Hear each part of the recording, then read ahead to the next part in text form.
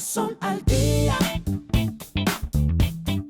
Corazón al día. Corazón al día. El podcast que cuida tu corazón. Bienvenidos nuevamente a nuestro podcast Corazón al Día. Estamos hoy con Mario, un amigo de Cardiometa, especialista en medicina interna y endocrinología, para hablar de temas relevantes de interés para ambos y para ustedes que son nuestra población. Muchas gracias, Mario, por acompañarnos. No, gracias por la invitación y un placer estar aquí. Bueno, cuéntanos un poco qué es la endocrinología, cuál es tu especialidad. Bueno, la endocrinología es una supraespecialidad que se encarga básicamente de todo lo relacionado con las hormonas y el metabolismo desde todo punto de vista. Y de esta manera pues contribuimos a las diferentes especialidades. Mira que me parece muy importante que conozcamos tu especialidad porque, como nos comentas, es una especialidad que afecta casi toda la economía corporal. Digamos que las patologías cardiovasculares no son ajenas a esto. Hay un tema que es de interés y es muy importante para nosotros, y son los trastornos tiroideos, especialmente cuando la función de la glándula está regulada hacia el descenso, que es lo que conocemos técnicamente como hipotiroidismo los médicos. Pero quiero preguntarte a ti en términos sencillos, ¿cuál es la importancia de esta hormona? ¿Cómo se define el hipotiroidismo? Bueno, la hormona tiroidea es muy importante porque participa en todos los procesos metabólicos de la economía corporal. El hipotiroidismo es una enfermedad o una condición en la cual la glándula tiroides produce muy poquita cantidad de hormona tiroidea y de esta manera es insuficiente para todos los procesos metabólicos de toda la economía de nuestro organismo y de nuestros órganos.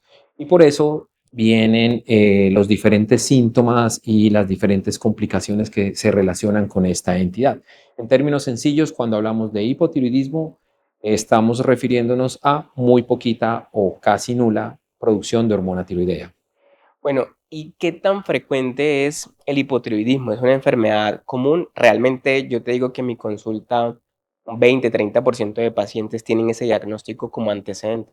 Sí, como tú lo has dicho, es una enfermedad muy frecuente. De hecho, es altamente prevalente a nivel mundial, más o menos entre el 27 y 30%, que es un valor muy significativo. Y también es una enfermedad que principalmente afecta al sexo femenino.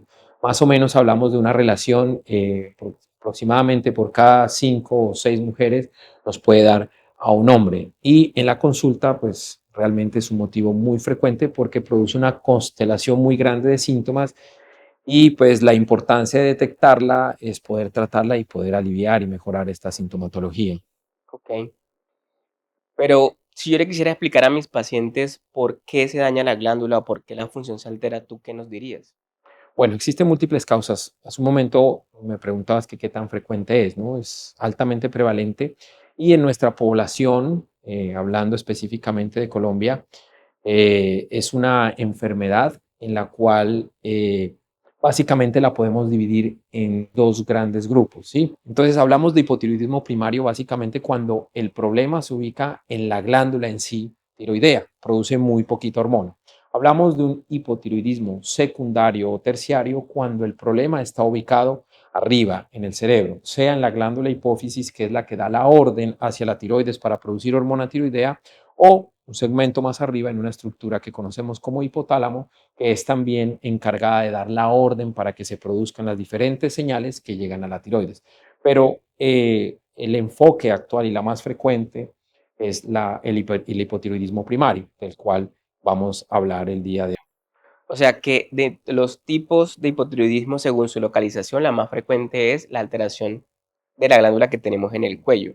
Pero esta glándula, ¿por qué se afecta su funcionamiento? Bueno, entonces, eh, mucho tiempo atrás la principal causa era la deficiencia de yodo en el mundo. Después de que las diferentes normativas a nivel global, mundial, local, instauraron la suplencia de yodo, principalmente en nuestro medio, a través de la sal yodada, esa deficiencia que existía de alguna manera se pudo suplir. Sin embargo, todavía en nuestro país existen zonas, principalmente en el área rural, donde se pueden presentar esta insuficiencia de yodo. Pero en términos generales, la principal causa en el mundo es de tipo autoinmune.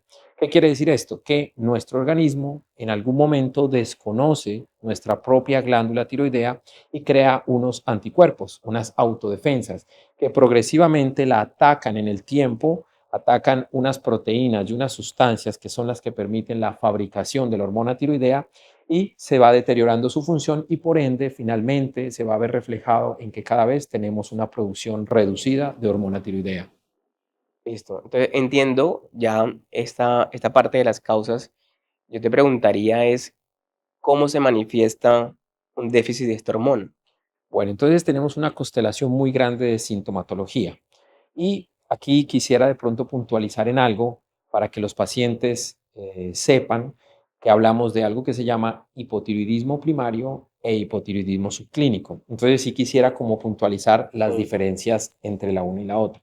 Cuando hablamos de hipotiroidismo subclínico, hablamos de una condición en la cual la glándula, digamos que de alguna manera trabaja forzada, pero alcanza a cumplir con los requerimientos mínimos de hormona tiroidea.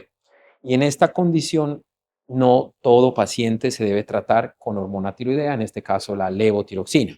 Ok. Y cuando ya hablamos de un hipotiroidismo primario, franco o clínico, como lo conocemos en el ámbito médico, hablamos de que ya la glándula definitivamente es insuficiente y debemos tratarla con medicamento. Entonces, aquí los síntomas pueden ser muy variables.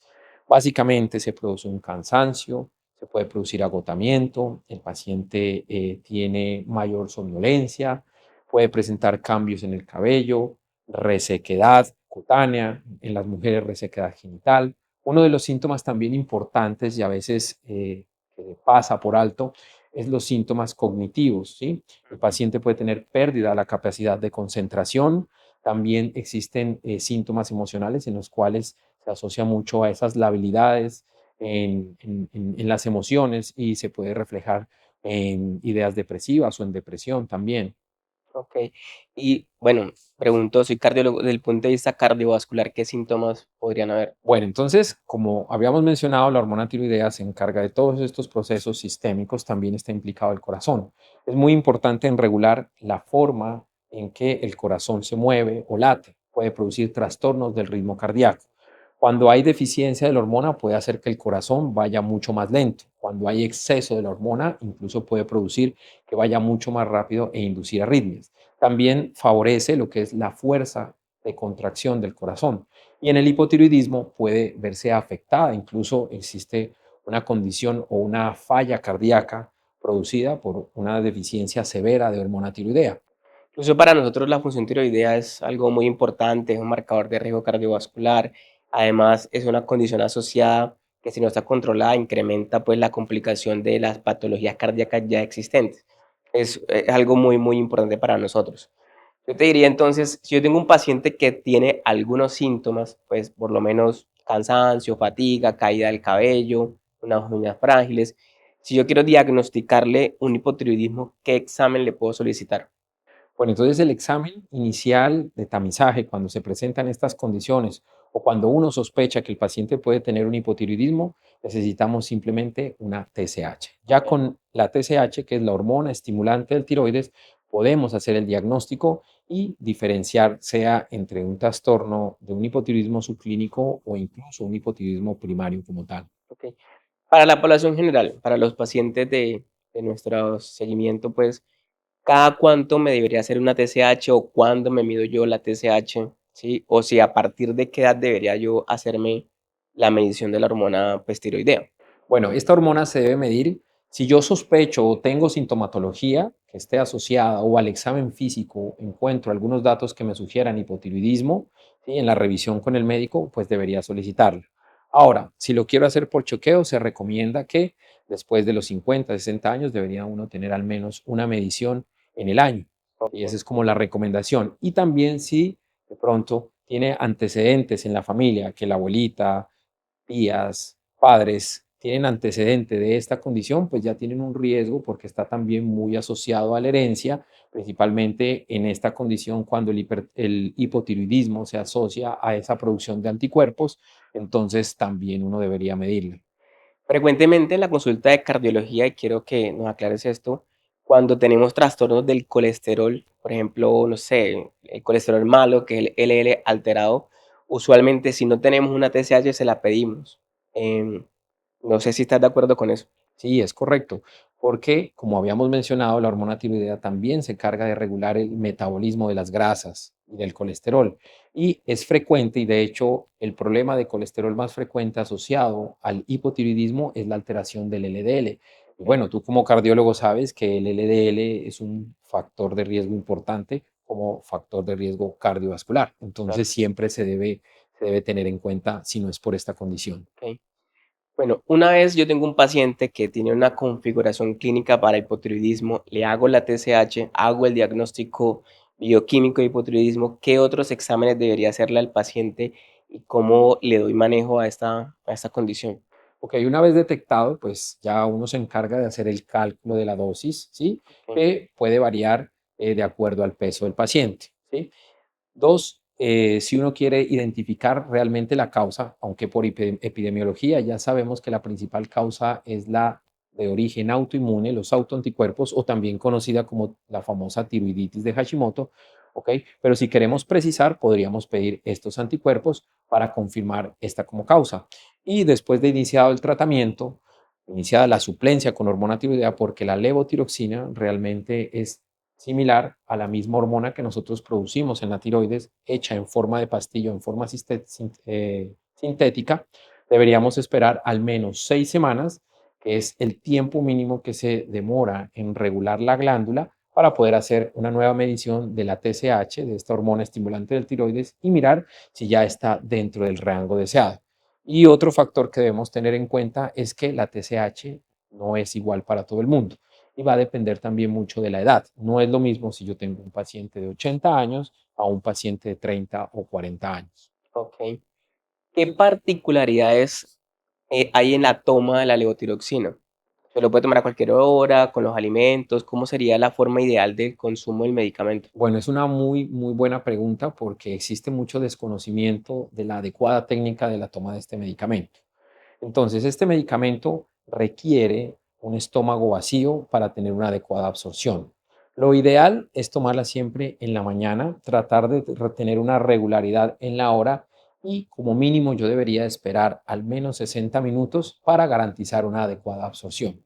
Ahora, Ok. existen unos casos puntuales donde se dificulta tomarla en la mañana y en algunos pacientes se podría tomar en la noche. Sin embargo, hay que tener en cuenta otros factores, que es que el paciente debe tener por lo menos una no ingesta de alimentos de al menos 4 horas para garantizar su absorción, porque si no, no se absorbe el medicamento y no va a poder tener su efecto. Ok, entonces está claro que si comienzo suplencia hormonal con la levotiroxina, debo hacerme un control de TSH a las 6 semanas para verificar si ya está regulada la hormona. Es correcto. Y si ahí no está regulada, usted pues recomienda el ajuste de la dosis. Correcto. Vamos haciendo los ajustes. Usualmente hacemos un ajuste de la dosis total de la semana.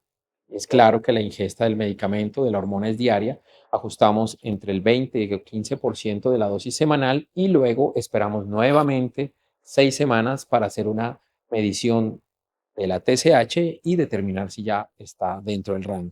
si yo ya tengo un adecuado control de la TSH, porque también encuentra muchas TSH repetidas a veces mensuales. Si ya yo estoy controlado, estoy estable, ¿cada cuánto me voy a medir la TSH? Bueno, se puede hacer cada 6 meses inicialmente y posteriormente una vez al año. No es necesario hacer mediciones cada 3 meses Frecuente, o frecuentes, a menos de que uno esté en el periodo de titulación o de ajuste hasta llegar al rango deseado. ¿ok? ¿Cuál es el pronóstico? Si yo tengo hipotiroidismo, es una condición grave, ¿puedo vivir toda mi vida con esto? ¿O qué implica tener hipotiroidismo? Es una condición no grave, primero que todo, y para tranquilizar siempre a los pacientes, y de esta condición, pues realmente es extremadamente extraño que un paciente se complique a menos de que no tenga una adecuada suplencia o tenga otra condición que agrave el estado de hipotiroidismo. Es una condición crónica y eso es importante que los pacientes tengan claro porque ese déficit que tiene la glándula propia de producción de la hormona se mantiene a lo largo del tiempo. Entonces, siempre el medicamento va a hacer que nosotros completemos ese déficit y mantengamos los niveles hormonales dentro de los rangos requeridos. Ahora, muchas veces los pacientes en la consulta nos preguntan, doctor, ¿ya me puede bajar la dosis? O doctor, ¿ya puedo suspender el medicamento? Y de pronto uno trata de explicar como ocurre, por ejemplo, en el paciente hipertenso. Si la presión está controlada es gracias a ese medicamento y no retirarías el medicamento. Exactamente pasa de forma similar en el hipotiroidismo. Así que es un medicamento que se usa de manera crónica indefinida y que con el tiempo sí puede requerir ajustes en la dosificación porque también depende de otros factores como por ejemplo el peso. Si yo peso más, voy a requerir probablemente mayor cantidad de hormona, entonces pueda que requiera una dosis mayor o viceversa. Entonces, tener clara Ahí esta es condición. importante el seguimiento y la adherencia a las recomendaciones. Correcto. Yo creo que Mario, esta es una información súper importante la que nos has brindado. Creo que ha sido muy completa y eso será de vital importancia para nuestros pacientes. Antes de despedirme, quisiera, no sé, preguntarte si hay alguna otra cosa, algún tips o alguna cosa importante que quieras decirnos sobre el tema o crees que ya todo está cubierto. Bueno, puntualizar de pronto un poquito de esa condición que hablábamos del hipotiroidismo subclínico, ¿sí? Importante. Porque por definición, hipotiroidismo subclínico, como les había mencionado, es una condición en la cual la glándula trabaja forzada pero alcanza a cumplir. Y eso para nosotros los médicos, digamos que existe un estándar en el cual la TSH está por debajo de 10, pero la hormona circulante, que es la T4 libre, está normal. Entonces, en esta condición no todos los pacientes se tratan. Existen unos grupos específicos de los cuales requieren tratamiento y por eso es importante que si el paciente tiene esta condición, primero consulte antes o de automedicarse o de iniciar suplencia, porque no es no es necesario tratar realmente con levotiroxina en todos, sino en grupos específicos. ¿Y qué grupos específicos serían los que deben Bueno, recibir tratamiento? básicamente indicaciones de tratamiento son un paciente o una paciente que esté buscando embarazo, en tratamiento de fertilidad. Dos, pacientes que ya tengan demasiada sintomatología y que además de esto se miden los niveles de anticuerpos y están positivos. Entonces, en este contexto, uno puede iniciar dosis bajas de levotiroxina y mirar la respuesta clínica. La otra y obligatoria es cualquier paciente en estado de embarazo, ¿ok? Es una condición donde se trata y también existe un grupo de pacientes en los cuales tienen alto riesgo cardiovascular. Uno debe individualizar y Ok. determinar pues, si requiere tratamiento y Bueno, Mario, seguimiento. muchísimas gracias por tu información. Un placer que hayamos tocado este tema y los invitamos a que nos sigan a más temas con nosotros. No, con mucho gusto y a ti muchas gracias por la invitación. Muy amable. Corazón al día, corazón al día, corazón al día. El podcast que cuida tu corazón.